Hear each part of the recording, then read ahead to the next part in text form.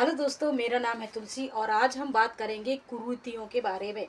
और ये एक सच्ची घटना पर आधारित एक वाक्य है जो एक कहानी ही कह लो या फिर एक घटना कह लो। आप सबने न्यूज़ में भी देखा होगा, ये काफ़ी पुरानी घटना है और अभी हाल ही में मुझे इसके बारे में माना मैंने पहले भी जानकारी थी, लेकिन मुझे लगा कि कुरीतियों के बारे में भी थोड़ा सा बोलना चाहिए। इसीलिए मध्य प्रदेश, हरियाणा, राजस्थान, यहाँ कुछ ऐसे गांव हैं जहाँ पर कुरीतियाँ कूट कूट के भरी हैं और यहाँ जज भी काम नहीं करते हैं, आपका प्रशासन भी काम नहीं करता है और इनकी ही खाक पंचायतें काम करती हैं। इनकी ऐसी कुरीतियाँ होती हैं कि ये वहाँ के कानून कायदों को भी नहीं मानते हैं। इसीलिए इस एजुकेशन बहुत ज़रूरी है।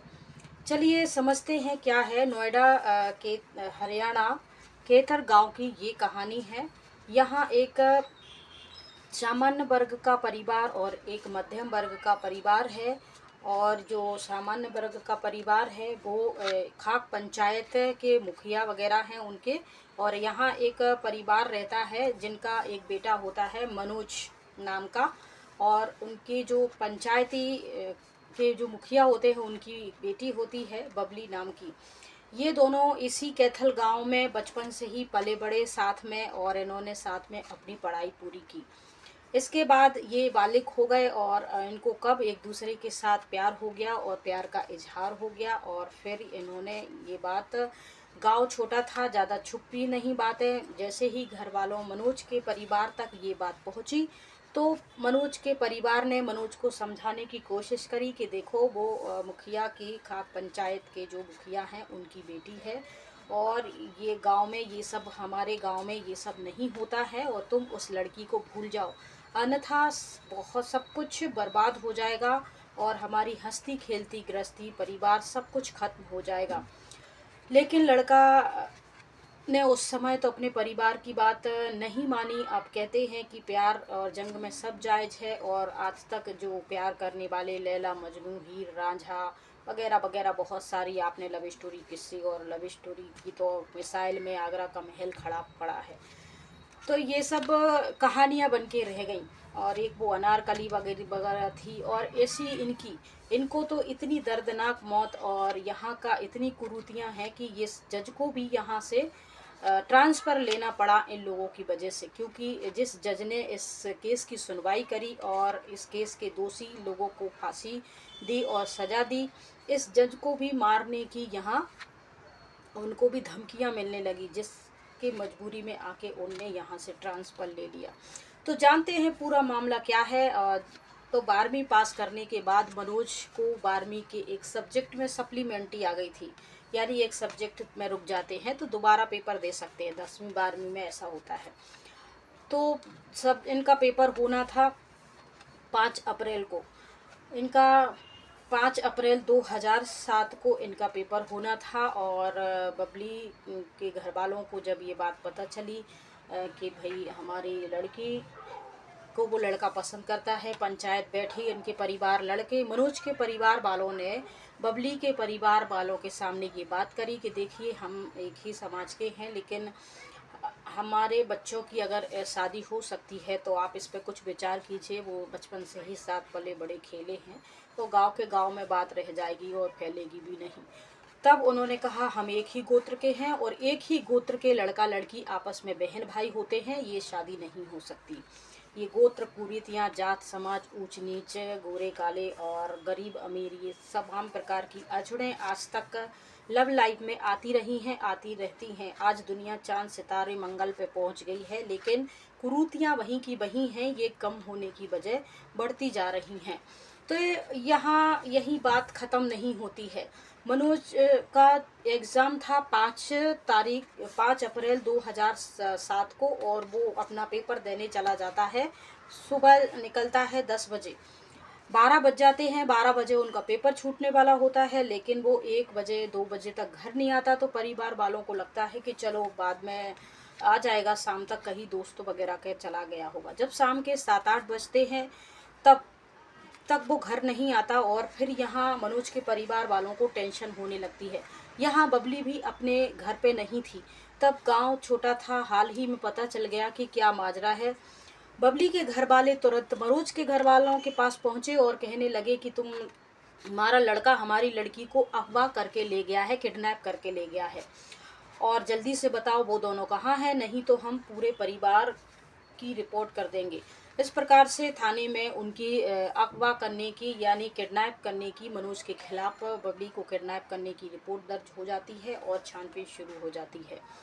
जब मनोज तक ये बात पहुंचती है, वो लोग जाके वहाँ से मंदिर में जाके शादी कर लेते हैं। शादी की वीडियो फोटोग्राफ्स लेकर वो दिल्ली चले जाते हैं, वहाँ शिफ्ट होने की कोशिश करते हैं। लेकिन जैसे ही उनको पता चलता है कि बबली के घर वालों ने हमारे घर वालों के ऊपर किडनैपिंग केस के एक्ट के तहत, धाराओं के तहत मुकदमा दर्ज कर दिया गया है, तो इस पर संज्ञान लेते हुए मनोज कोर्ट में जाता है और कोर्ट में बताता है कि बबली और हमने बालिग हैं और हम दोनों ने अपने बंधन से शादी कर ली है, हम एक दूसरे को बचपन से ही पसंद करते हैं। घर वाले, गांव वाले हमारी इस शादी के खिलाफ हैं और आप हमें मदद कीजिए, हम घर जाएंगे तो वो हमें मार डालेंगे।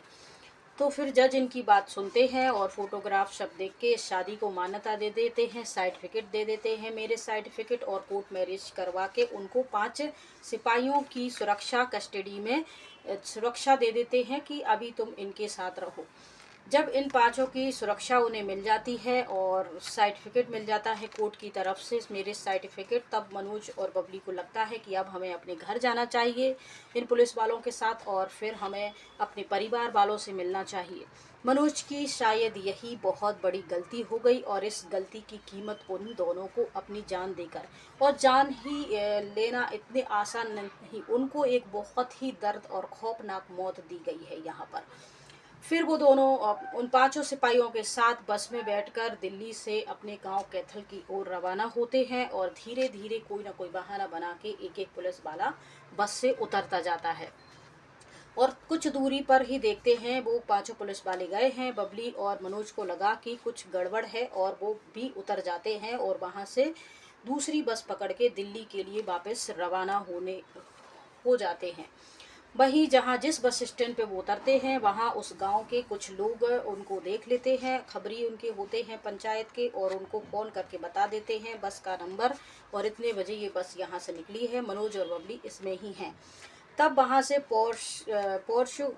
फॉर्च्यून कार आती है और उनको घेर लेती है बस में से, दोनों को, बबली को, मनोज को घसीटते हुए गाड़ी में बिठा लेती है। लेकिन इस बस का जो कंडक्टर यही जो चश्मदीद गवाह बनता है, ये पूरा माजरा अपनी आंखों से देख रहा था और इन्होंने उस जो इनको पकड़ के ले जा रहे थे मनोज, बबली, और उस जो गाड़ी थी उसका नंबर इन्होंने देख लिया था, उस ड्राइवर को, और उसमें जो 5-6 लोग थे इनको पकड़ के जो ले गए थे उन सबको इन्होंने पहचान लिया और तुरंत ही पुलिस वालों को फ़ोन कर दिया कि इसमें एक लड़का लड़की को पोर्च कार में पकड़ के ले जा रहे हैं और उनके साथ कुछ बड़ा हादसा होने वाला है, इससे पहले आप रोक लीजिए। तुरंत पुलिस एक्शन में आती है, उनको ढूंढना शुरू कर देती है। इतने में ही वो एक सुनसान जगह पे लड़का लड़की को ले जाते हैं, बहुत उनके साथ मारपीट करते हैं, गला दबाते हैं, गाड़ी में बांध के उनको कई किलोमीटर तक घसीटते हैं, उनके कपड़े पूरे फट जाते हैं, जगह जगह से जख्मी छिल जाते हैं, गला दबाते हैं रस्सी से, उनको जहर पिलाते हैं और पत्थरों से उनका जो सर होता है, मुंह होता है, सब लड़का लड़की को एक जैसी सज़ा मिलती है और पूरा उनके बदन को छिद छिद छिद छिद चिथड़ा चिथड़ा करके एक नाली में ले जाके फेंक देते हैं। इसमें लड़की के चाचा, मामा, 2 भाई और उनके ताऊजी जो खाक पंचायत के सदस्य होते हैं, ये सब शामिल होते हैं। 2 गांव के लोग जो उन्होंने पाल रखे थे, ये सभी लोग मिलके इस प्रकार से पुलिस वहां आसपास ढूंढती है। 2-3 दिन के बाद इनको नाली में वो लाशें मिलती हैं जो पूरी तरह से गल गई थी, सड़ गई थी और बदन, इनके जो कपड़े और कुछ माला पायल वगैरह से उनकी जांच हो पाई और मालूम चला कि ये बबली और मनोज की ही लाशें हैं। इस प्रकार से उनके घर वालों ने इन पे केस किया और वहाँ के जज पहले से ही इस केस की सुनवाई कर रहे थे तो बहुत सी जानकारी उन्हें थी।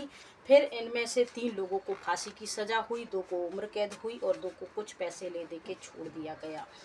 इसके बाद इनके परिवार वालों को यहीं शांति नहीं मिली। इन्होंने उस मनोज के परिवार वालों को डराया धमकाया कि आप ये केस वापस लेकर सॉर्ट आउट करके और राजीनामा कर लीजिए, अन्यथा आप इस गांव में नहीं रह सकते हैं। और गांव में सभी उनका पानी बिजली राशन बंद कर दिया गया था और उनसे कह दिया गया था कि आप किसी ने भी इनकी मदद करने की कोशिश की तो 25,000 रुपये का जुर्माना लगेगा और कोई भी इनको गाड़ी में लिफ्ट नहीं देगा, बैठाएगा नहीं। इस प्रकार से उन्होंने फिर जाके कोर्ट में अर्जी लगाई और जो उम्र कैद की जिनको सजा मिली थी उनको फिर से फांसी होती है और 2 लोग जिनको छोड़ दिया गया था उनको फिर से पकड़ लिया जाता है और उनको उम्र कैद हो जाती है। इस प्रकार से 7 लोगों को यहाँ सजा होती है। इसके बाद भी जज को ही मारने की धमकी यहाँ मिलने लगती है और जज भी यहाँ से ट्रांसफर ले लेते हैं। ये कहानी सुनाने का उद्देश्य हमारा यही है कि एजुकेशन कितना ज़रूरी है हमारे समाज में। हमारे जो छोटे पिछड़े गांव हैं वहाँ पानी बिजली सड़कें एजुकेशन मेडिसिन इन सब चीज़ों की बहुत ज़रूरत है। और कुछ आज देखिए पढ़ाई में कितनी धांधली हो रही है, कितने घोटाले हो रहे हैं। इस स्थिति को देख के तो लगता है एजुकेशन बहुत दूर है, लेकिन हम थोड़े लोग हैं, हम मिलजुल कर अगर कुछ कदम उठाएंगे, समाज में कुछ परिवर्तन लाएंगे, संगठन में बहुत बल होता है तो हम कुछ कर सकते हैं बदलाव। और हमारे आसपास जो भी इस प्रकार की घटनाएं होती हैं हमें जानकारी मिलती है तो हम से जब भी जो मौका मिलेगा आप तक ऐसी बातें पहुंचाते रहेंगे और जब भी हमें इस चीज़ों के लिए कुछ करने का मौका मिलेगा तो हम ज़रूर करेंगे। जय हिंद जय भारत।